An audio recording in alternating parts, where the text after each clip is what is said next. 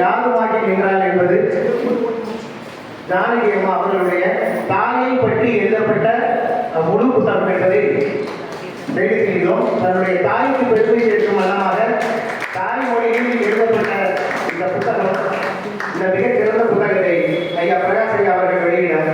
ஐயா சாகுலமி ஐயா அவர்கள் இந்த நூலை பெற்றுக் கொள்கின்றார்கள். மேடையில் இருக்கக்கூடிய மற்ற சான்றோர்களுக்கு இப்பொழுது இந்த நூல் வழங்கப்படுகிறது.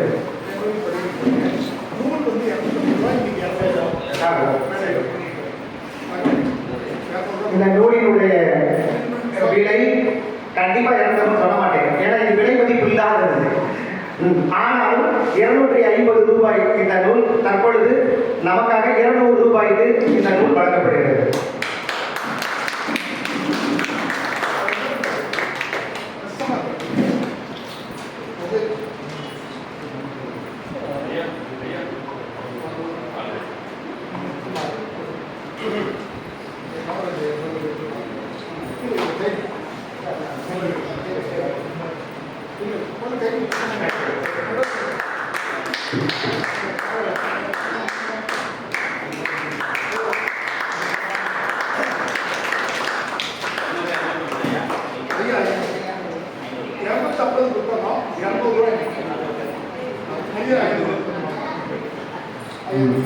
$200 அப்படின்னு நான் தெரியாம சொல்லிவிட்டேன்.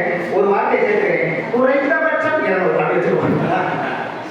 நான் 500 ரூபாய்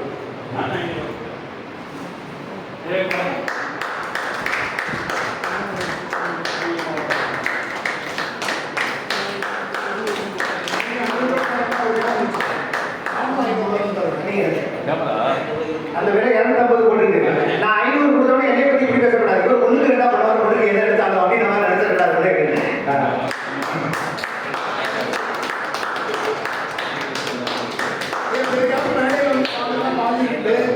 பின்னாடி ஜிபே வழியா தான்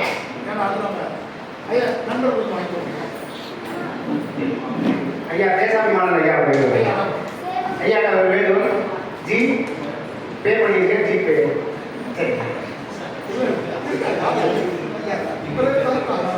ஐயா வேலையில அம்மா கூட நிலப்பட எடுக்கணும்.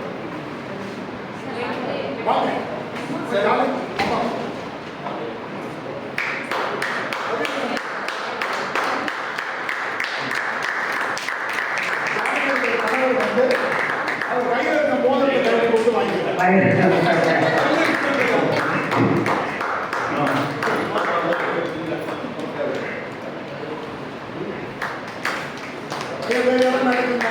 ஒரு முக்கியமான விஷயம், ஐயா சொன்னபடி ஏன் மோதிரத்தை கையில் கொடுக்குறேன்னா, நீ நம்ம எல்லாரும் மோதிரம் மோதிரம் அப்படின்னு நினைக்கக்கூடாது அப்படின்னு அவருடைய ஒற்றுமையா வாழ்றாங்க. மோதிரம் நீங்க நினைக்கக்கூடாது.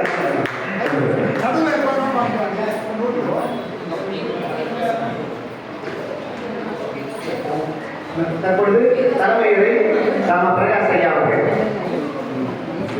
ஐயா தலைமையுரை.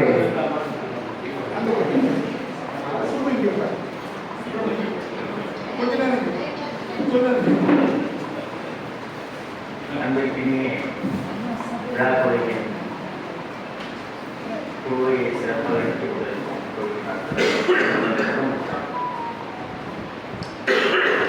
திருவண்ணாமலை வரலாற்று ஆய்வு நிறுவனத்தை இந்த நிகழ்வு சிறப்பாக நடந்ததற்கும் பல்வேறு வீடுகளை ஒருங்கிணைந்து காட்சிப்படுத்திய இந்த ஒருங்கிணைப்பாளர் அத்தனை பேருக்கும் நன்றி. இந்த புத்தகம் வாசிக்கும்போது ஒரு குடும்ப தலையின் பொறுப்புகளின் கணல் எந்த அளவுக்கு வேகமாக பற்றி எரிகிறது, எப்படி பரவுகிறது என்பதை தெளிவாக அருமை நண்பர் எங்களுடைய அறிவு கடல் சுப்பிரமணியன் அவர்கள் சிறப்பாக வருகிறார். பெண்ணுக்கு உடற்பெரிய பொறுப்பு எப்படி வந்திருக்கும், எப்படி இது சுமை தாங்கினார் என்பது நூற்றுக்குள் போகும்போது நம்மளுக்கு இருக்கிறோம். இந்த நிகழ்வை என்னை கலந்து கொள்வதற்கு சிறப்பாக வழிநடத்தி அழைத்து வந்த ஐயா காமராஜருக்கும் மற்ற குழுவினருக்கும் நன்றி.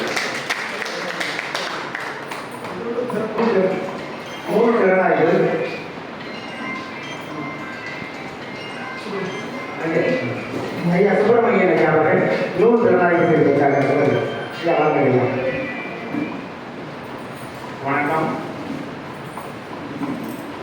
இந்த அரங்கத்தை இப்படி ஒரு நிகழ்வை நடத்தலாம், இந்த கலையரங்காடு பேரவை இங்கே சங்கமிக்கலாம் என்பதற்கான அனைத்து உதவிகளையும் செய்து வரும் கொச்சி ஐக்கிய தமிழ் சங்கத்திற்கு என் முதற்கண் வணக்கத்தையும் மரியாதையையும் தெரிவித்துக் கொள்கிறேன்.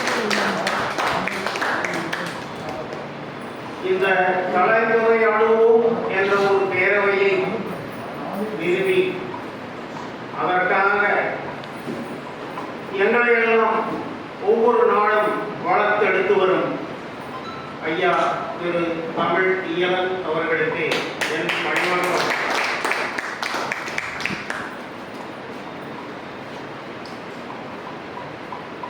குடியாத்தத்திலிருந்து வந்திருக்கும் குடிமகன் கவிஞன் குமணன் ஐயா அவர்களுக்கு என் பணிவான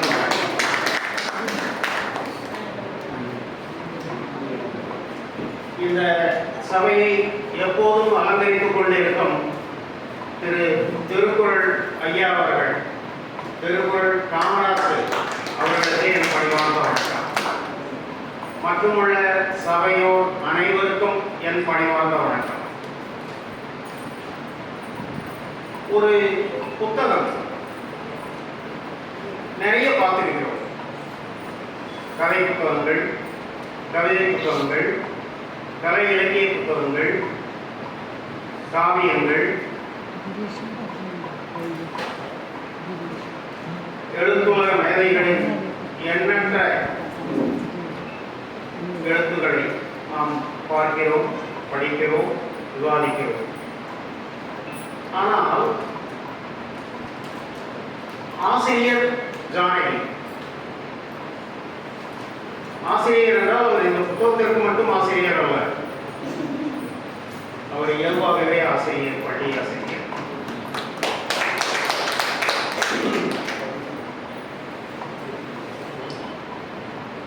தான் வாழ்ந்த வாழ்க்கை அது எப்படி ஆரம்பித்தது, எப்படி வளர்ந்து வந்தோம்,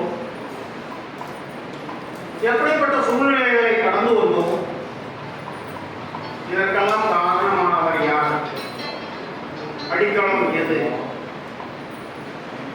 அந்த அடித்தளத்திலே அவர்களை வாங்கி பிடித்து வளர்த்து கொண்டு வந்தது யார் என்பதை பற்றிய ஒரு அருமையான புத்தகம், வாசிக்கப்பட வேண்டிய. இதை வாசிக்கும் போது ஒவ்வொருவருக்கும் நாம் உறுதியாக சொல்ல முடியும், அவர்களது வாழ்க்கையை பற்றிய எண்ணங்கள், அனுபவங்கள் கண்டிப்பாக கிடைக்கும், நினைவுக்கு வரும் என்பதை மீண்டும் உறுதியாக சொல்கிறேன். அதனால் தவறான இந்த புத்தகத்தை வாசிக்கலாம். இந்த புத்தகத்தை வாசிப்பதன் மூலம் உங்களுக்கு நிறைய நிறைய அனுபவங்கள், எண்ணங்கள் ஏற்படும் என்பதையும் கருத்தில் கொள்ளுங்க. ஆசிரியர் தொடக்கத்திலேயே இந்த புத்தகத்தை பற்றி முதல் வரியிலேயே சொல்கிறார், இல்லாதவர்களின் மதிப்பை, எப்படி இல்லாதவர்களின் மதிப்பை அவர்களை இழந்த பிறகே உலகம் உணரும்.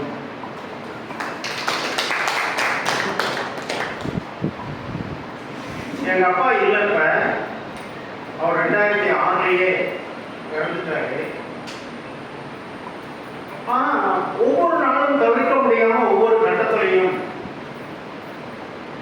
நான் அதை மீண்டும் மீண்டும் உணர்றேன். எங்க அம்மா இன்னும் இருக்காங்க. அவர் போன பிறகுதான் பெரும்பாலான சமயங்கள்ல, பெரும்பாலான வேலைகள்ல அவருடைய அருமை என்ன அப்படிங்கிறது தெரியும். இது ஆசிரியர் அற்புதமா உணர்வு பூர்வமா அவருடைய தாயை பற்றி, இந்த புத்தகத்தில் முழுக்க விவரித்துள்ளார். இந்த புத்தகமே அதுதான். யாதுமாகி நின்றாள். யாதுமாகின்னா எல்லாம் ஆகி, எல்லாம் அவங்களே. தாய் அவங்க தான், தந்தை அவங்க தான், உறவுகளும் அவங்க தான். எல்லா வேலைக்கும் எல்லா கடமைகளுக்கும் எங்கும் நிறுத்தமர நிறைந்து நின்று இவர்களை வளர்த்து எடுக்க ஒரு தாய். தாய்னு சொல்லும்போது எனக்கு ஒரு விஷயம் எப்பவுமே மேக்சிம் காட்டி எழுதுன தாய் புத்தகம் எப்போதும் எனக்கு ஞாபகம். தனது மகனின் போராட்டங்களில் ஒரு தாயின் பங்கு என்பதை பற்றி விவரிக்கும் ஒரு அருமையான புத்தகம் தான் தாய். இங்கே தாயின் போராட்டங்களை அவருடைய மகள், புத்தகத்தின் ஆசிரியர், தினப்படை ஆசிரியர் இங்கே அருமையாக அள்ள குறையாத அளவுக்கு விவரித்துள்ளார். அதை பற்றியதுதான் இந்த புத்தகம். ஒரு தாயின் வளர்ப்பு பாசம் என்பது ஓர் முழுமையான அர்ப்பணிப்பு.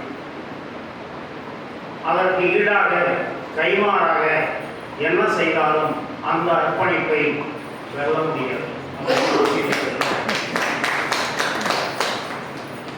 உண்மை. ஒரு தாயின் அர்ப்பணிப்புக்கு ஈடா எதையாவது சொல்ல முடியுமா?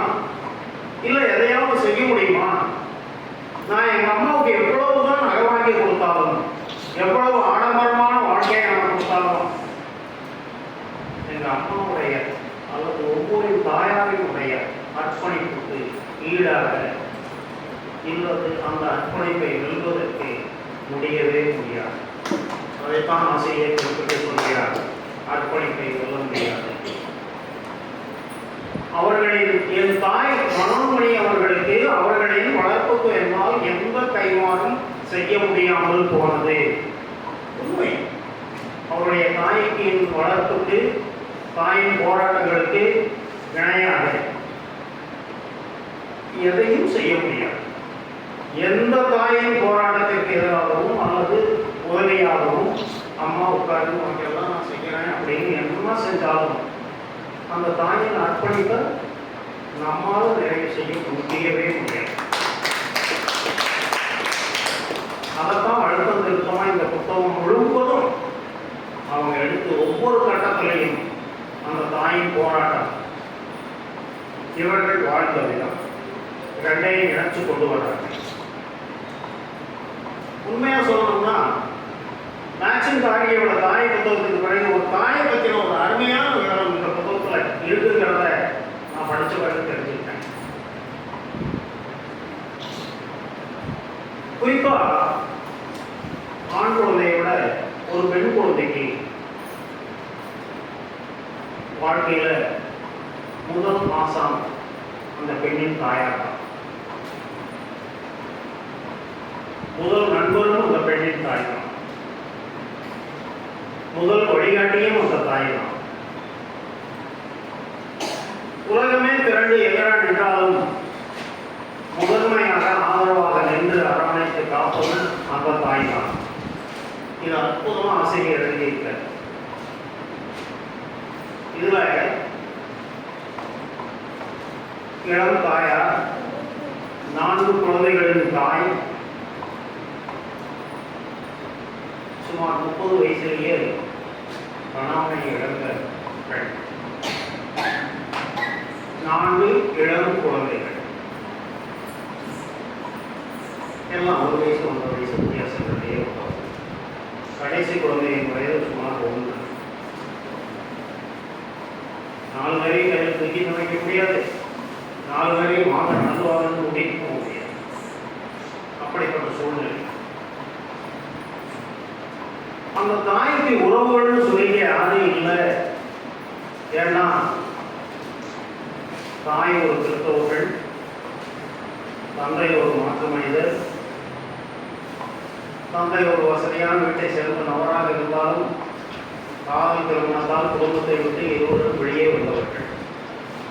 அதனால் தனித்து விடப்பட்டவர்கள், தனிப்பட்ட வாழ்க்கை வாழ்ந்து வந்தவர்கள். அந்த சூழ்நிலையிலே ஒரு குடும்பத்திலே ஆசிரியரின் தந்தை மரணத்தை சந்திக்க நேர்கிறது. குழந்தைகளும் தாயும் தனித்து விடப்படுகிறார்கள். அந்த போராட்டம் தான் ஆனால் ஆசிரியர் சொல்லியிருக்காரு 2 வார்த்தைகள். விதவை என்ற வெண் தேவதை தாயாரத்தி.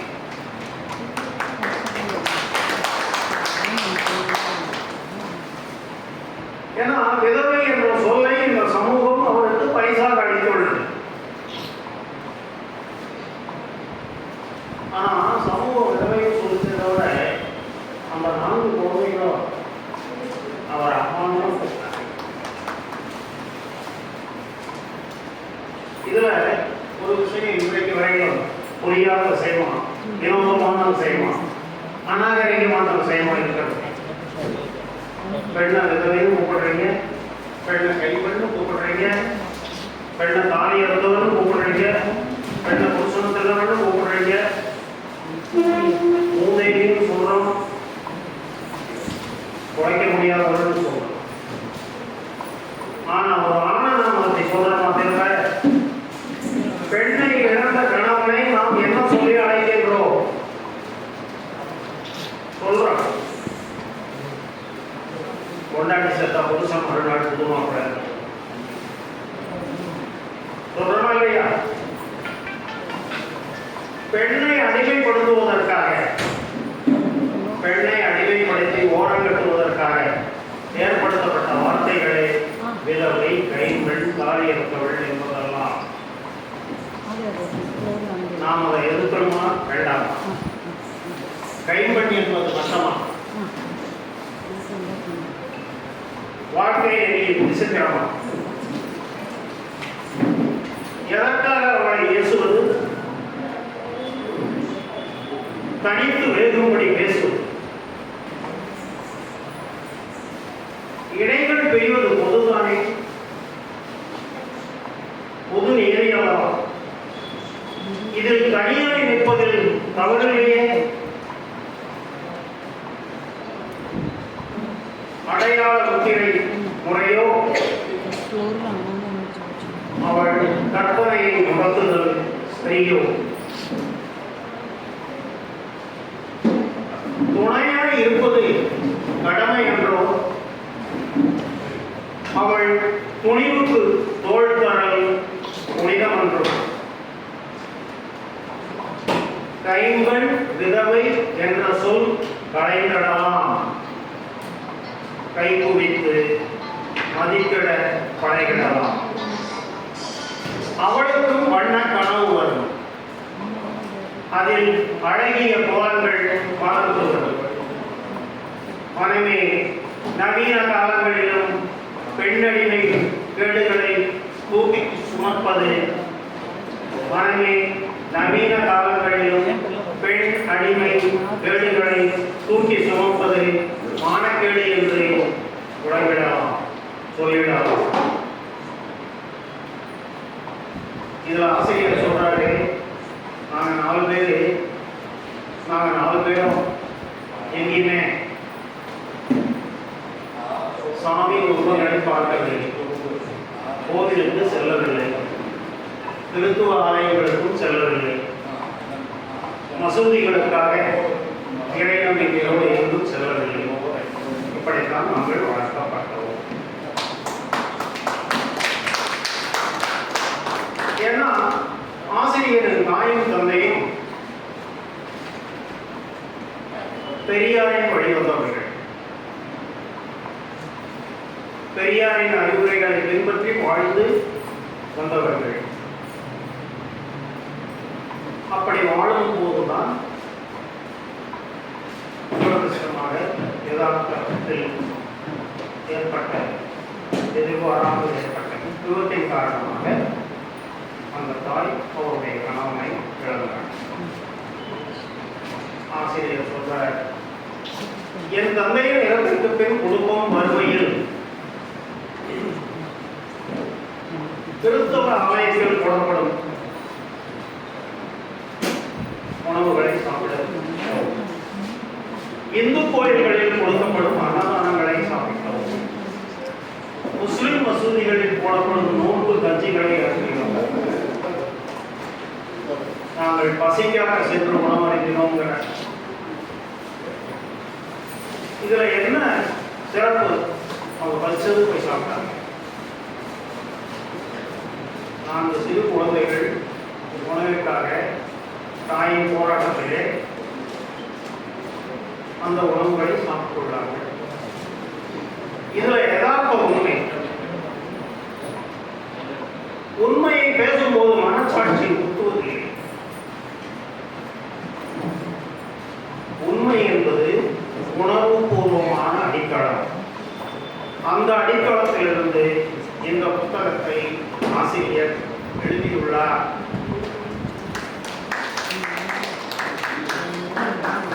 அந்த உணர்வுபூர்வமாக இந்த புத்தகத்தை ஆசிரியர் எழுதியுள்ளார் என்பதை போற்றுதலுக்குரியது.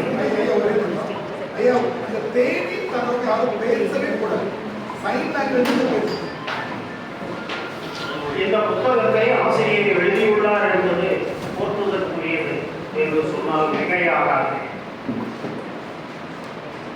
ஏன்னா ஆசிரியர் கூச்சப்பட்டிருந்தாலோ தற்பெருமை கொண்டிருந்தாலோ இந்த உண்மையான செய்தியை, அதாவது தாங்கள் எப்படி வளர்ந்து வந்தோம் என்ற செய்தியை சொல்வதற்கான வாய்ப்பு இல்லாமலே சொல்கிறேன்.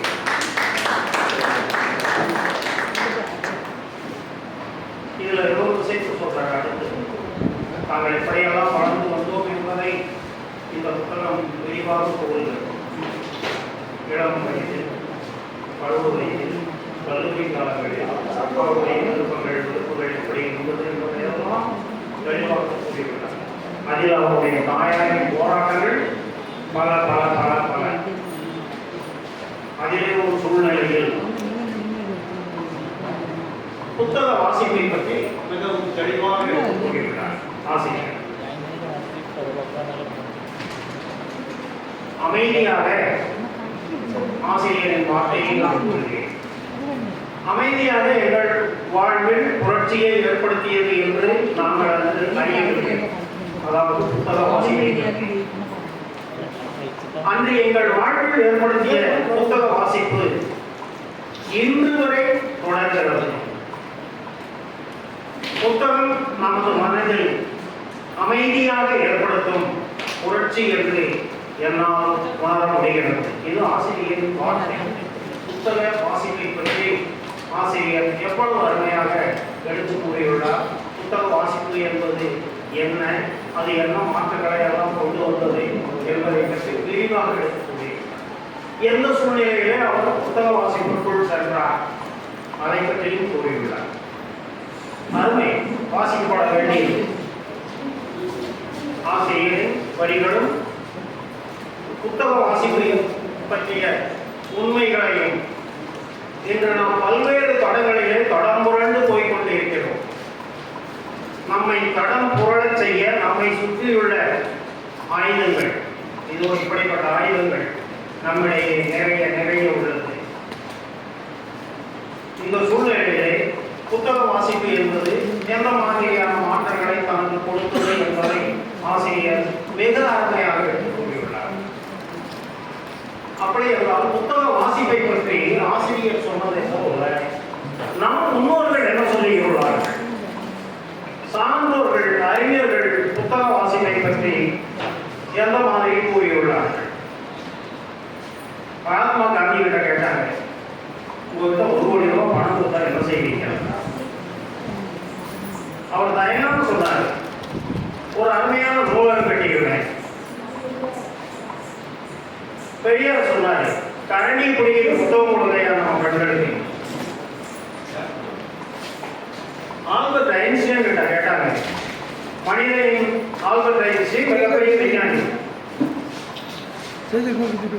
அவர்கிட்ட கேட்கும்போது மிகப்பெரிய கண்டுபிடிப்பு, மனிதனின் ஆகப்பெரிய மிகப்பெரிய கண்டுபிடிப்பு எது தயங்காம சொன்னார், புத்தகம் தாங்க. நெல்சன் மண்டேலா கிட்ட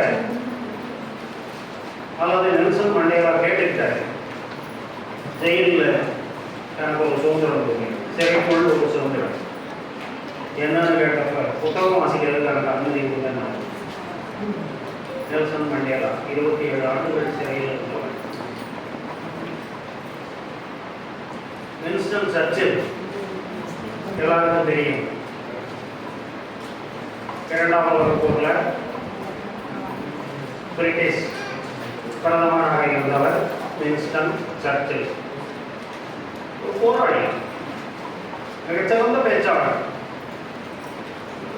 பேசி பேசியே நம்ம நாட்டை ஜெயிக்க வச்சான்னு இருந்தா அது வின்ஸ்டன் சர்ச்சில் தான். அவர்கிட்ட கேட்கிறாங்க, ஒரு குழந்தைக்கு நீங்கள் கொடுக்கும் மிகப்பெரிய பரிசு எது? ஒரு அருமையான புத்தகம் அப்படின்னா. மார்ட்டின் லூதர் கிங் அமெரிக்க புரட்சியின் ஒரு மிகச்சிறந்த மனித இனத்தின் மனித உரிமையில் கருப்பர் வெள்ளையர் என்ற போராட்டத்திலே மார்ட்டின் லூதர் கிங் மாபெரும் மனிதர். அவர்கிட்ட கேட்டாங்க, ஒரு புரட்சியிலே பயங்கரமான போராட்ட ஆயுதங்கள் எது? பயங்கரம் சொன்னாங்க, ஒப்பந்தங்கள் தான் அப்படின்னு. புரட்சி பாதையில எத்தனையோ ஆயுதங்கள் தாங்கி அந்த போராட்ட காலத்தில் இருந்தவர் லெனின். புரட்சி பாதையில் கை துப்பாக்கிகளை விட பெரிய ஆயுதங்கள் புத்தகங்களே அப்படின்னு சொன்னவர் லெனின். ஏன்னா ஆசிரியர்களுடைய புத்தக வாசிப்பு அவருக்கு அளப்பரிய மாற்றங்களை கொண்டு வந்தது அப்படின்னு அவர் சொல்லும்போது, சரி இதை உங்களோட நான் பகிர்ந்துக்கணும் அப்படின்னு நினைச்சு சொன்னேன். அப்ப ஆசிரியர் அடுத்து சொல்றாரு, பெண்ணுடைய உண்மையான சக்தி எது? பெண்ணின் உண்மையான சக்தி என்ன? ஆசிரியரின் வார்த்தையிலே நான் சொல்றேன், அந்த பெண்ணுக்குரிய தன்னம்பிக்கையில் அந்த சக்தி இருக்கிறது, அந்த பெண்ணுக்குரிய தைரியத்தில் இருக்கிறது. சக்தி என்பது தன்னைத்தானே நம்பக்கூடிய அந்த மனோதிடத்தில் அந்த பெண்ணிடம் இருக்கிறது. எத்தனை கஷ்டம் வந்தாலும் முன்னே செல்ல வேண்டும் என்ற உறுதியில் அந்த சக்தி உள்ளது. ஒரு பெண்ணின் சக்தியை பற்றி இவ்வளவு தெளிவா ஆசிரியர் சொல்லி இருக்கிறது அற்புதமான விஷயம். அதுக்காகவே இந்த புத்தகத்தை படிக்கிறோம்.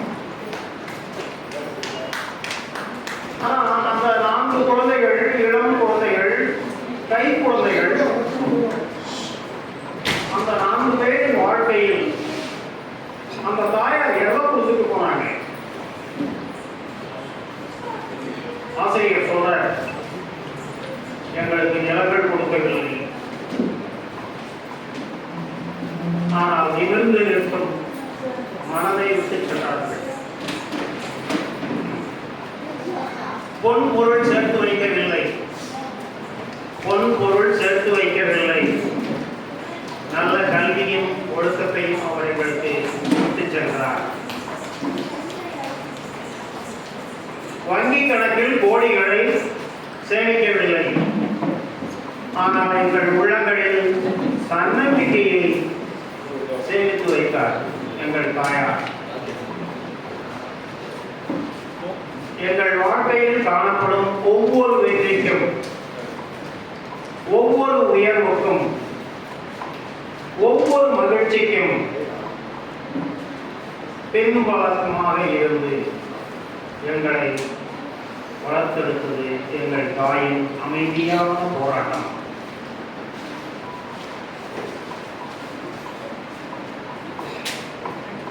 இந்த தாயை பற்றி சொல்லும்போது, ஏன்னா அவங்க 30 வயசு கிடையாது, ஆனால் 4 குழந்தைகள் இந்த தாய்.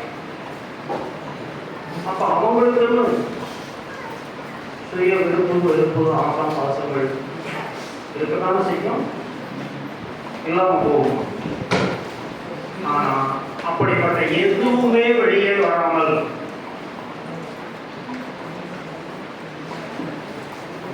எதுவுமே வெளிப்படாமல் எதையும் வெளிக்காட்டாமல் அந்த சிறு சிறு உணர்ச்சிகளை கூட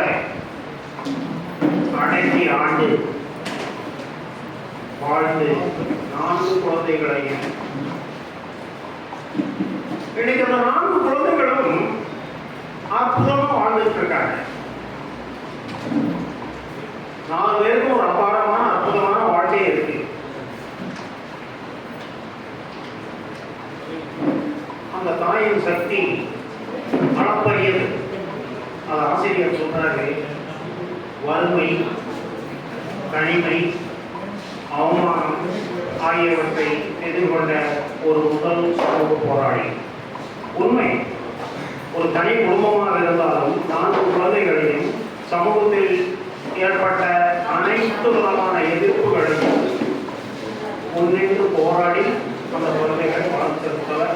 அதனால் அந்த குடும்பத்திற்கான முதல் சமூக போராளி என்று தன் தாயை அறிமுகப்படுத்துகிறார். ஆனால் இன்னைக்கு அவங்க வீட்டில் அந்த தாயின் போராட்டத்துக்கு பிறகு வளர்ந்து வட்ட சூழ்நிலையில் அந்த குடும்பத்திலே 2 ஆசிரியர்கள், ஆசிரியரும் ஆசிரியர்களுடைய அக்காவும்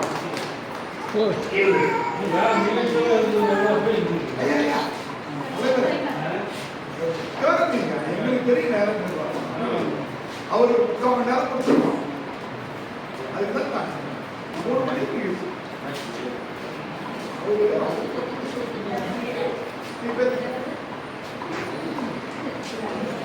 அப்படிப்பட்ட சமூக போராளியை வளர்த்த எங்கள் வீட்டிலே இன்று 2 ஆசிரியர்கள், ஆசிரியர்களும் அவருடைய தமக்கையும்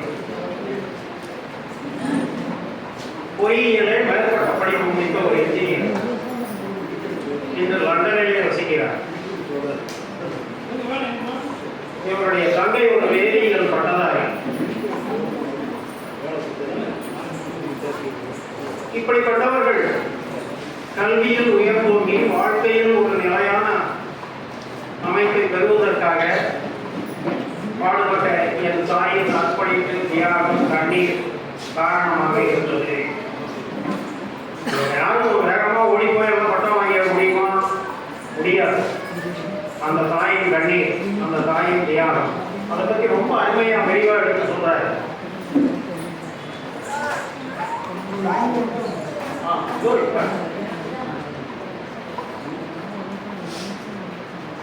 இந்த ஆசிரியர் என்று ஒரு பேச்சாளராக இருக்க, ஒரு எழுத்தாளராக இருக்க, பள்ளி ஆசிரியராக இருக்க,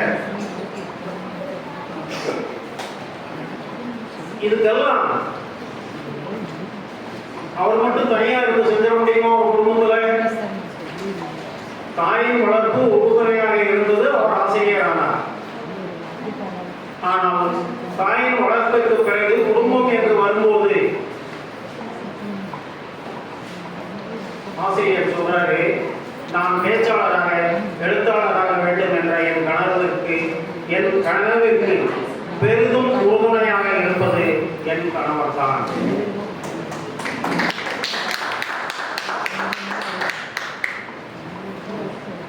என் வாழ்க்கை பயணத்தில் உறுதியான தோழன் அவர்.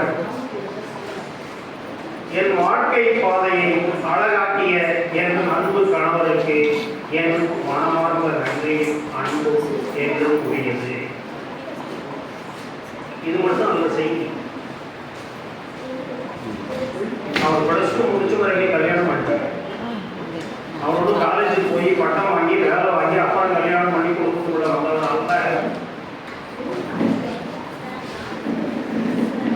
+2 முடிச்சு கல்யாணம் பண்ணி வீட்டில் இருக்கும்போது தான் படிக்க போவாங்கிற ஆர்வம். அப்ப கணவரின் ஆதரவு, துணை அபாரமாக இருந்தது. அந்த கணவரின் ஆதரவு. சரி, ஆசிரியர் பயிற்சிக்கு போகணும், அப்பவும் அந்த கணவரின் ஆதரவு இருந்தது. இப்படிப்பட்ட சூழ்நிலையில் அந்த கணவரின் ஆதரவு துணை என்பது அபாரமானது, அளப்பரிய. அதை ஆசிரியர் புத்தகத்திலேயே தெளிவாக சொல்றாரு. அதான் இந்த வரி. என் அன்பு கணவருக்கு என் மனமார்ந்த நன்றி.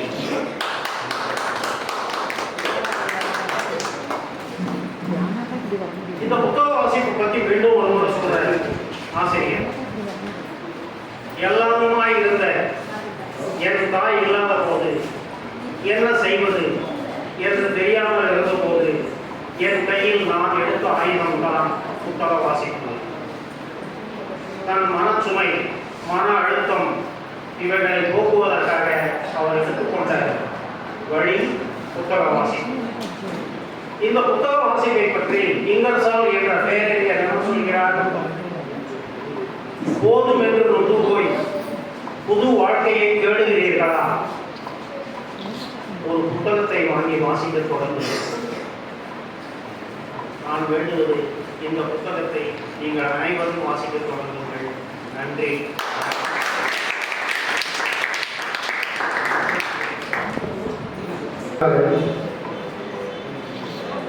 ஐயா செய்த ஆய்வுரை மனுஷன் காந்தி அவருடைய தாய் புத்தகத்திலிருந்து எடுத்து அதனுடைய இங்கே பாருங்க, ஒரு அற்புதமான விஷயம் நான் சொல்றேன்.